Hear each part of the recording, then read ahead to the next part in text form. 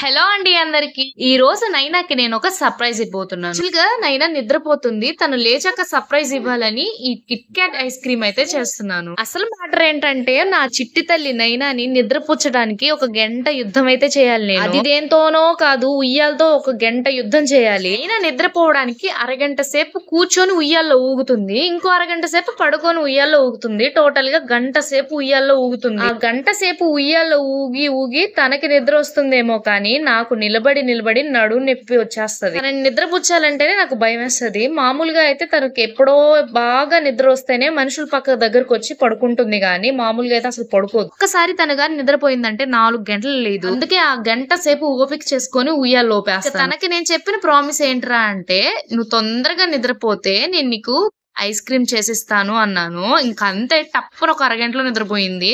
అందుకే అన్నమాట నా చిట్టి తల్లికి సర్ప్రైజ్. సరే ఉంటా మరి, బాయ్.